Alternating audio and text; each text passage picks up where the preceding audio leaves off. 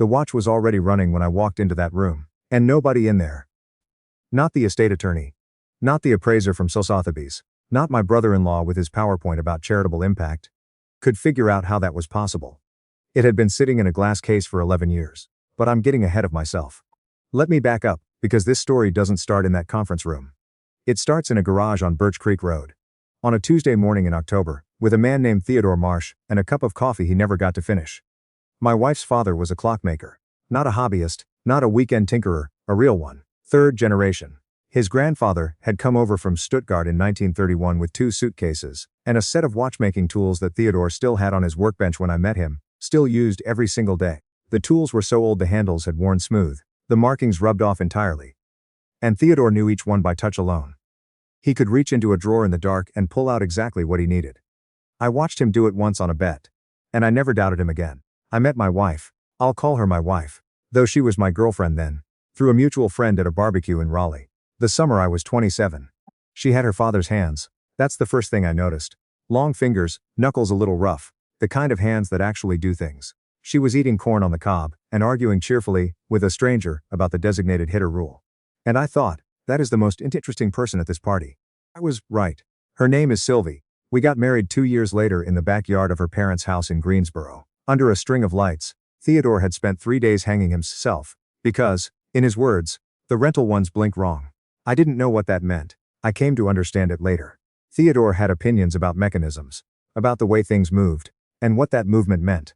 He believed, not as a hobby philosophy, but as a genuine article of faith, that a well-made machine carried something of the person who built it, and something of the person who cared for it.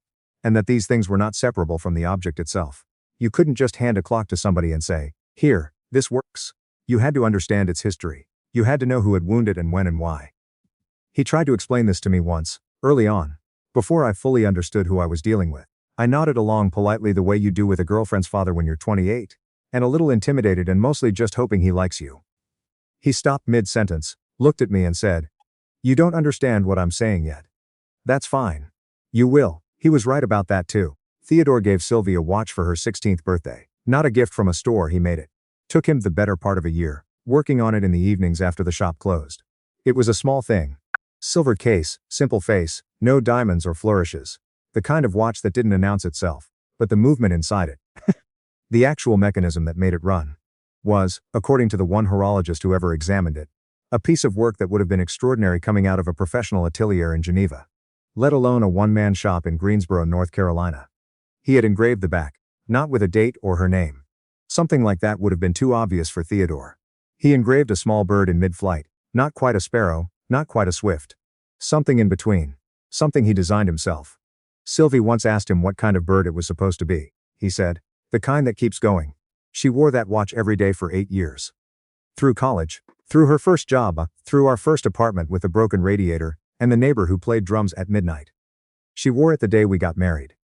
She wore it the day her mother was diagnosed. The day Theodore died. A Tuesday in October. Quick and unexpected, his heart simply deciding it had done enough. She was wearing it. She came home from the hospital, sat down at the kitchen table, and took it off. Set it down in front of her very carefully, like she was setting down something fragile. And then she didn't put it back on. I didn't ask her about it. Some things you don't ask about right away. Theodore had a younger brother named Arthur. I want to be fair to Arthur here, because the story I'm about to tell could make him sound like a villain, and I don't think he is one, exactly. He's more of a man who learned a long time ago that grief is uncomfortable, and money is concrete, and that it is easier, when someone dies, to figure out what things are worth than to figure out what they meant. Arthur lived outside Charlotte. He had done well for himself. Something in commercial real estate, the kind of career that involves a lot of handshakes, and not a lot of visible effort. He and Theodore had been close once when they were young. By the time I came into the family they were cordial. In the way that people are cordial, when they've run out of things in common, but still feel obligated to show up at Christmas. Theodore left the shop and its contents to Sylvie. This was not a surprise to anyone, including Arthur. What surprised Arthur, apparently, was the appraisal. An estate attorney named. I'm not going to use his actual name. But let's say he had the energy of someone who'd recently discovered the word fiduciary. Came through the shop about 6 weeks after the funeral. He was there to help with the estate paperwork. He was not there, as far as I understood it, to make recommendations. He made recommendations. Specifically, he recommended that certain items in the shop, including several antique movements Theodore had collected over 40 years, 3 custom pieces he'd made for private clients who had since passed away, and Sylvie's watch, be submitted for professional appraisal with an eye toward a charitable auction. The number he floated, once the actual appraiser came through, was somewhere between $400,000 and $600,000 for the lot.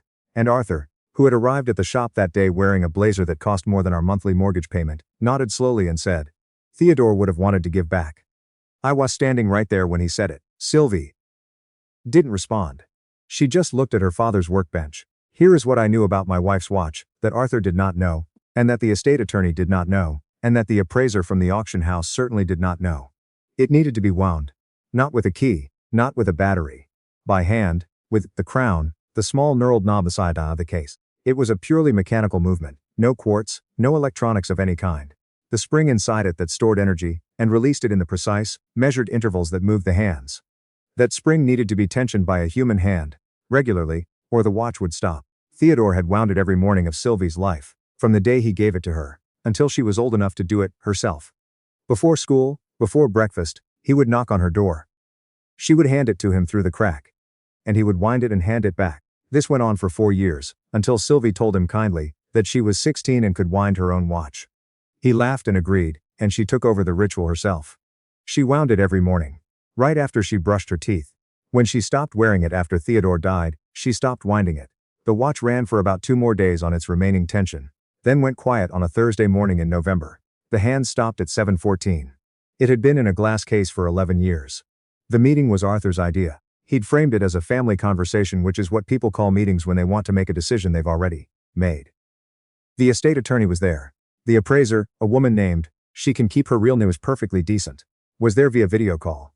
Arthur had brought a folder. Sylvie had brought me. We sat around the conference table, at the attorney's office downtown, and the appraiser walked us through the items, and the numbers were real. And they were, and I watched Arthur's face do the thing that faces do when they're trying to look thoughtful, but are actually doing arithmetic. When they got to the watch, the appraiser said something that surprised me. She said the movement was, in her professional opinion, among the finest examples of independent horology she'd seen in 20 years of working in this field. She said it was the kind of work that belonged in a museum. She said, carefully and professionally, that it was difficult to put a ceiling on what a piece like this might bring at the right auction. Arthur said, Theodore would have been so proud. Sylvie looked at the table. I looked at the glass case, where the watch sat behind the lid. Its hand stopped at 7:14. And I thought about something Theodore had told me. Not recently, years ago, early in my marriage, one of those conversations that happens in a garage at 10 o'clock, on a Saturday night when you're helping someone fix something and the talk drifts where it wants to go. He'd said, people think a stop clock is broken. It's not broken. It's waiting. There's a difference. I asked him, waiting for what? He said, the right hands. I asked to hold it. Arthur looked at me like I'd asked to eat it. The estate attorney started to say something about chain of custody and insurance liability. The appraiser on the video call tilted her head with what might have been professional curiosity. Sylvie said, quietly, let him. They let me. It was lighter than I expected. 11 years in a case, and it still had a kind of presence in the hand. The way well-made things do. I turned it over and looked at the bird on the back. The kind that keeps going. I pulled out the crown. Felt the resistance of a spring that hadn't been tensioned in over a decade. Started to wind. You're not supposed to overwind a mechanical movement. Theodore had told me this once, casually, and it had stuck. You wind until you feel resistance increase, then you stop. The spring has limits. You respect them. I wound it until I felt it push back, then I stopped, set it down on the table face up. We all looked at it. For about 4 seconds nothing happened. Arthur opened his mouth. The attorney shifted in his chair. Then the second hand moved. 1 tick, 2. Then the minute hand made its slight precise jump, and the watch was running. Arthur stared at it. The estate attorney stared at it. The appraiser on the screen leaned forward. Sylvie put her hand over her mouth. I want to be careful here about what I'm claiming. Because I'm not claiming anything supernatural. The watch ran because it was built to run. Because the mechanism was perfect. Because Theodore had made something that, given the right input, would do exactly what it was designed to do, regardless of how long it had been left alone. There's nothing miraculous about that. Except the look on Sylvie's face when it started ticking. I had been married to this woman for 13 years at that point. I had seen her face do a lot of things. I had seen her laugh until she cried at a movie she'd seen 3 times before. I had seen her face when her mother was sick. And when her mother got better. And when her father didn't. I knew her face the way you know a place you've lived a long time. Not consciously, but completely. The way you know where the light falls in the morning. And what the floorboards sound like and which window sticks in the summer.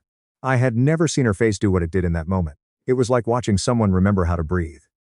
She picked up the watch. She didn't say anything. She just held it in her palm and listened to it, the tiny sound of its movement.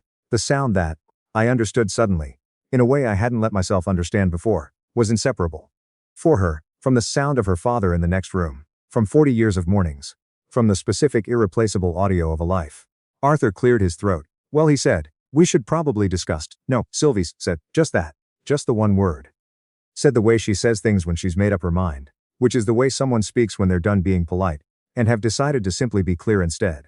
I'm not auctioning it, she said. I'm not auctioning any of it. The shop, the tools, the movements, the watch, none of it. Arthur said, Sylvie, the charitable impact alone. Arthur, she said, do you know what the bird on the back means? He looked at her. Do you know why he chose that specific engraving? Do you know what he said to me when I asked him what kind of bird it was? She paused. Do you know what he had for breakfast on his last morning? Do you know what the last thing he said to me was?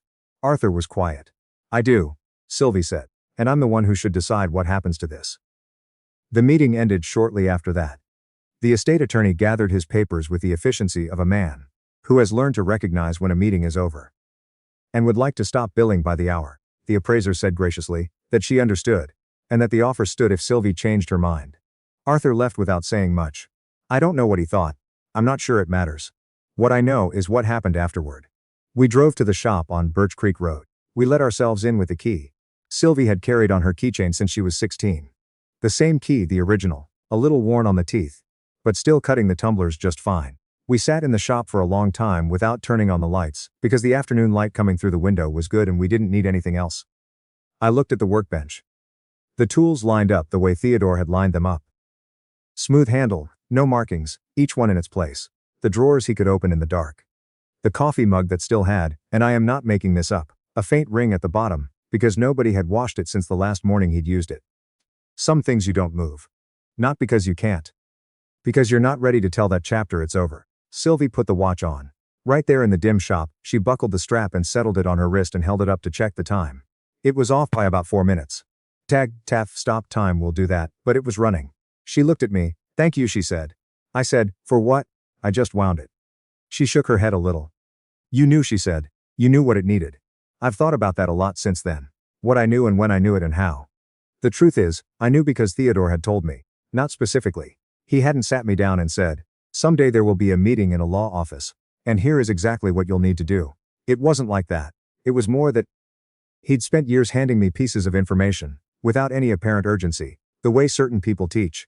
Not by lecturing, but by living, by letting you watch them, by saying things that don't seem important in the moment, and then turn out to be the only important thing. He'd told me about the spring and overwinding it.